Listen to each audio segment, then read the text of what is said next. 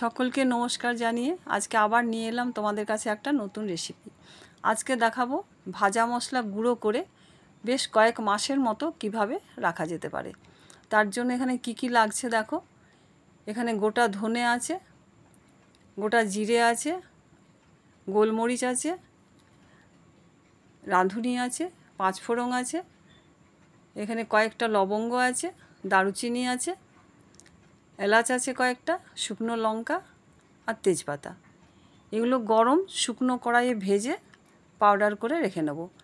এই মশলাটা কিন্তু বিশেষ করে নিরামিষ তরকারি রান্নার শেষে যদি 1 চামচ দেওয়া যায়, সেই রান্নার স্বাদ কিন্তু দারুণ হয়ে যায়। তাই কিভাবে বানাচ্ছি এখন আমি সেটাই তোমাদের কাছে দেখাই। প্রথমে কড়াইটা আমি আগেই বসিয়ে দিয়েছি গ্যাস জ্বালিয়ে, কড়াইটা গরম হওয়ার জন্য। তাই কড়াই গরম হয়ে গেছে। এখন সেই গরম কড়াইয়ে আমি সব মশলাগুলো একসঙ্গে দিয়ে লো ফ্লেমে ভেজে নেব।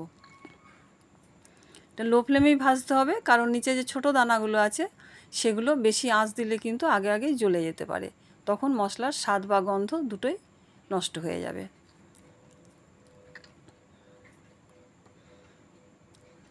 দেখো মশলাটা আমার কিন্তু ভাজা হয়ে গেছে। এখানে মশলার কালারটা একেবারেই চেঞ্জ হয়ে গেছে। এরপর আমি গ্যাস বন্ধ করে দিয়েছি। এরপরে এই গরম কড়াইয়ের থেকে আমি একটা বড় থালার মধ্যে ঢেলে এটাকে ঠান্ডা হতে দেব।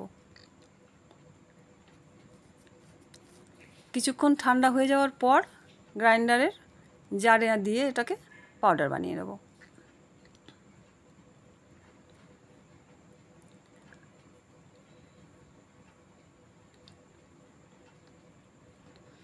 দেখো সুন্দর পাউডার হয়ে গেছে। এই ভাজা মশলার গুঁড়োটা কিন্তু বিশেষ করে শুক্তো রান্নার শেষে কিন্তু একটু না দিলে সেই রান্নাটা যেন সম্পূর্ণই হয় না। এবার এটা একটা এয়ারটাইট কাঁচের কোনো পাত্রে যদি রেখে দেওয়া যায়, তো যতদিন মশলাটা থাকে নষ্ট হয় না কিন্তু। আর এটা ফ্রিজে রাখারও দরকার হয় না। আর শুধু যে নিরামিষ তরকারিতে লাগে তা না, আমিষ তরকারিতেও দেওয়া যায়, মাছ মাংসর মধ্যেও কিন্তু দেওয়া যায়। আর আমরা যখন দই বড়া তৈরি করি, দই বড়ার উপরে যে একটা মশলা দরকার হয়, এটা কিন্তু সেই দই বড়ার উপরেও দেওয়া যায়, তাতেও কিন্তু দই বড়ার স্বাদটা দারুণ হয়। তাই এই মশলাটা একটু একটু করে না বানিয়ে যদি আমরা একসঙ্গে অনেকটাই বানিয়ে নিই, তাহলে রান্নার সময় হাতের সামনে পেতে কিন্তু আমাদের খুব সুবিধে হয়। আর তাতে কি হয় বলো তো, একসঙ্গে অনেকটা বানিয়ে নিলে আমাদের সময়েরও সাশ্রয় হয়। তো তোমরাও এইভাবে দেখো, একবার বানিয়ে নাও।